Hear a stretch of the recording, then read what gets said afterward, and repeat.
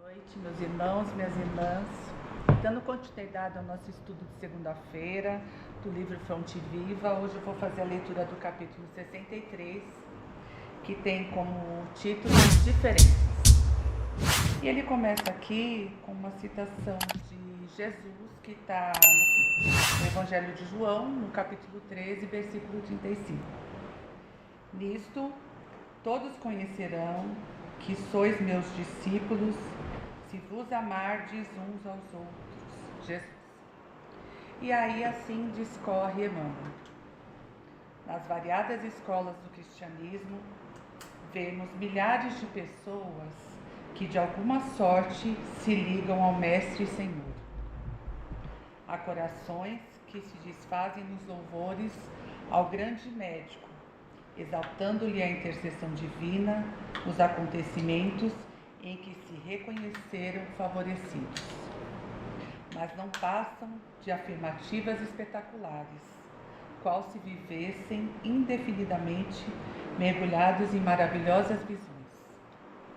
São simplesmente beneficiários e sonhadores. Há temperamento ardorosos, que impressionam da tribuna por meio de preleções eruditas e comoventes, em que relaciona a posição do grande renovador na religião, na filosofia e na história, não avançando, contudo, além dos discursos preciosos. São simplesmente sacerdotes e pregadores. Há inteligências primorosas que vazam páginas sublimes de crença consoladora, arrancando lágrimas de emoção aos leitores ávidos de conhecimento revelador. Todavia, não ultrapassam o campo do beletrismo religioso. São simplesmente escritores e intelectuais. Todos guardam recursos e méritos especializados. Existe, no entanto, nos trabalhos da Boa Nova, um tipo de cooperador diferente. Louva o Senhor com pensamentos, palavras e atos a cada dia. Distribui o tesouro do bem, por intermédio do Verbo Consolador, sempre que possível. Escreve conceitos edificantes acerca do Evangelho, toda vez que as circunstâncias lhe permitem. Ultrapassa, porém, toda pregação falada ou escrita, agindo incessantemente na sementeira do bem. Em obras de sacrifício próprio e do amor puro, nos moldes da ação que o Cristo nos legou, não pede recompensa, não pergunta por resultados, não se sintoniza com o mal, abençoa e ajuda sempre. Semelhante companheiro é conhecido por verdadeiro discípulo do Senhor, por muito amar. Ele termina aqui esse capítulo, mais uma vez, citando o discípulo. E o discípulo é aquela pessoa que vai estar atuando, ela vai seguir os ensinamentos do Cristo. Então aqui eu vou fazer essa citação de João, do versículo 13, mais um versículo, que é o 34. Ele vem assim: um novo mandamento vos dou, amai-vos uns aos outros, como deveis amar-vos uns aos outros, como eu vos amei. Assim todos saberão que sois meus discípulos, se tiverdes amor um pelos outros. E aí, o interessante é, em Deuteronômio, no capítulo 5, versículo 6, no Antigo Testamento, Moisés ordenou ao povo de Israel: amarás ao teu Deus de todo o teu coração, de toda a tua alma e de toda a tua força.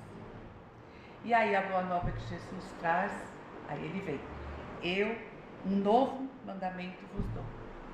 Amai-vos uns aos outros como eu vos amei. Então ele ensinou, no pouco período que ele esteve entre nós, nos 3 anos de atuação de Jesus, ele nos ensinou isso. a amar uns aos outros. E nós que somos discípulos de Jesus, temos essa tarefa, esse trabalho a exercer. Só que o que ele nos pede, quando ele cita aqui essas diferenças, ele vem citando as oportunidades que nós temos ao caminho. Mas a primeira, geralmente, é o que a gente sempre fala. A gente vai buscar a Deus, a Jesus, ou no amor, ou na dor. Só que essas pessoas, quando buscam a Jesus nesse momento, ou a Deus nesse momento, é uma coisa transitória. Ela vem ao centro espírita, à igreja católica, a qualquer outra igreja evangélica. Ele vai buscar aquele momento, aquela situação que ele está passando. Mas quando aquilo ameniza, ele esquece e vai passar. Então essas são as pessoas que simplesmente são as que buscam benefício e são sonhadoras. Elas não estão ali buscando, além do ensinamento, a atuação que Jesus nos pede todos os dias. Quando ele fala, amai-vos uns aos outros como eu vos amei. É fácil? Provavelmente não é. A gente tem a difícil tarefa de começar dentro da nossa casa, porque são laços que nós temos há várias encarnações.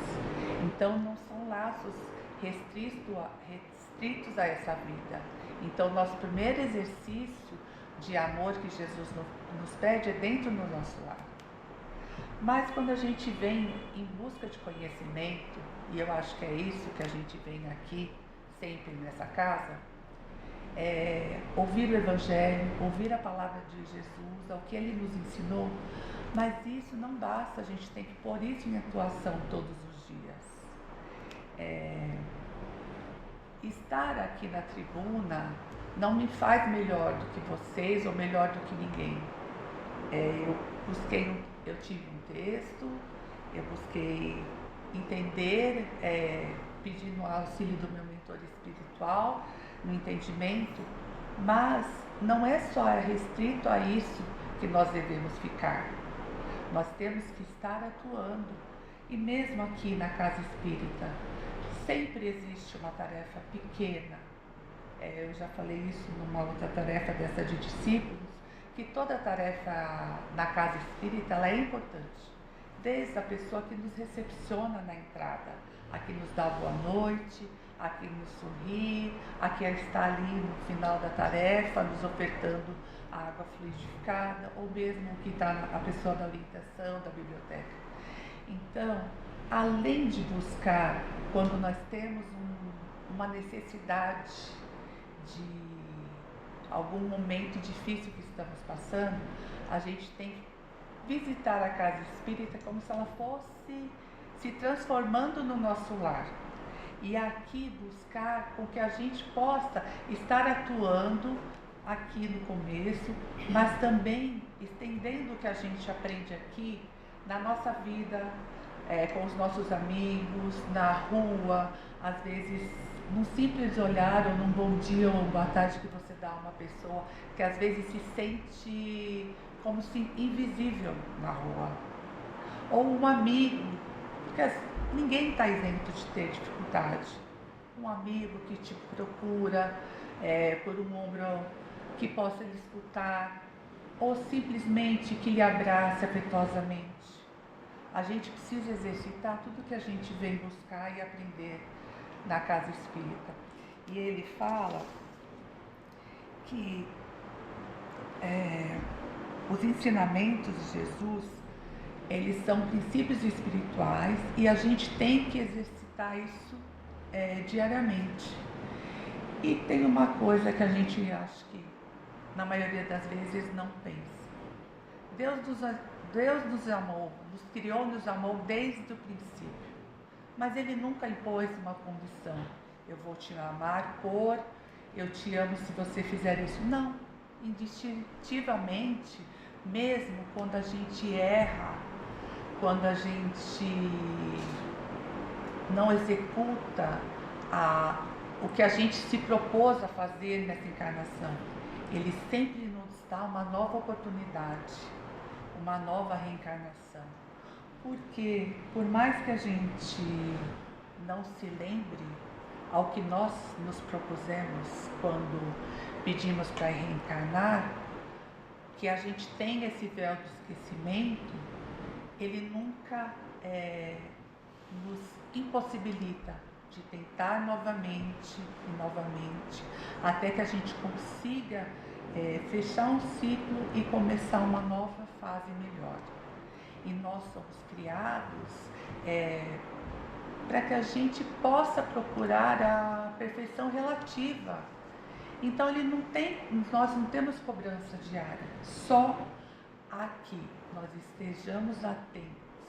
Somente estar estudando a doutrina espírita ou buscando a casa quando a gente necessita não é o suficiente. Nós temos que entender que nós temos que estar ativos na tarefa do Cristo. E diariamente Ele vai nos mostrar caminhos no dia a dia, no nosso lar, com nossas dificuldades, aqui mesmo, percebendo que às vezes a pessoa chega, ela não sabe o que ela está vindo buscar aqui. Ela, por orientação ou por algum amigo que lhe fala, vai, lá eu sei que você vai encontrar o conforto que você está precisando, mas ela chega às vezes aqui sem saber o que ela tem que fazer. Então é isso que acho que essa citação de Jesus faz, é que a gente entenda que nós somos chamados todos os dias para ser discípulos nessa tarefa, nessa seara de Jesus, e que a gente precisa só nos deixar abertos a ouvir aquela intuição do nosso mentor, ou mesmo uma pessoa que você não conhece, que numa conversa informal te fale alguma coisa que te toque o coração. Então esse é o nosso chamado, que a gente entenda que a tarefa na seara de Jesus, ela nos busca a todos, independente, como eu falei, de religião. Às vezes a gente pode conversar com um amigo e falar, olha, eu sou espírita, eu vou ao centro, e lá eu sinto e encontro o conforto que eu procuro. Mas você, independente de onde você vá, se você se sentiu bem, se sentiu acolhido, vá e procure o conforto que você está necessitando. Então, além dessa leitura que eu deixo como sugestão a vocês, eu venho reforçar o que acho que todas as vezes que nós passamos pela orientação, a casa nos propõe, que nós passamos a fazer o Evangelho no lar, que a gente convide aqueles que conosco convivem, mas na negativa, que a gente comece, mesmo que for sozinho, num dia estipulado, no horário marcado, porque a gente tem sim a atuação do plano espiritual junto com a gente, que a gente coloca a água frutificada, que a gente escolha um livro, pode ser do Chico Xavier, tem tantas leituras edificantes, mas que a gente faça com que essa leitura traga para dentro da nossa casa uma troca de energia, a melhora do ambiente, que às vezes a gente não consegue entender porque existem os atritos, mas se nós estamos unidos aqui, é porque com essas pessoas que a gente tem que encontrar o ajuste necessário,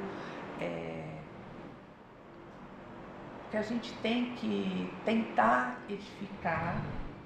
Cada um num tempo, sim, cada um vai seguir um trajeto, um caminho às vezes mais longo, mais curto, mas aquele lá, aquelas pessoas que conosco convivem, são as certas, não existe erro, é com elas que a gente tem que buscar os primeiros entendimentos, ensinamentos e a atuação que Jesus nos pede. Então, que vocês possam fazer a leitura desse livro e desse capítulo e de todos os outros.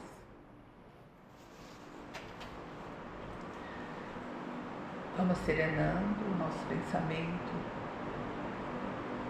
entrando em sintonia com o plano espiritual, com nossos mentores, com o mentor da casa, Dr. Bezerra de Menezes, nos preparando para receber na sala de passe tudo aquilo que nós viemos em busca, tudo que é necessário para o nosso refazimento físico e espiritual, agradecendo sempre a oportunidade que Jesus nos dá a cada dia de receber esses pequenos ensinamentos e que a gente possa aproveitar e estender aos nossos amigos e familiares sempre essas palavras, esse amor que a gente sempre recebe quando está nessa casa. Para encerrar esse Evangelho da noite, vamos fazer a prece que Jesus nos ensinou. Pai nosso que estais no céu, santificado seja o vosso nome. Venha a nós o vosso reino, seja feita a vossa vontade, assim na terra como no céu. O pão nosso de cada dia nos dai hoje, perdoai as nossas ofensas, assim como nós perdoamos a quem nos tem ofendido, e não nos deixeis cair em tentação, mas livra-nos, Senhor, de todo mal. Que assim seja, graças a Deus, graças a Jesus.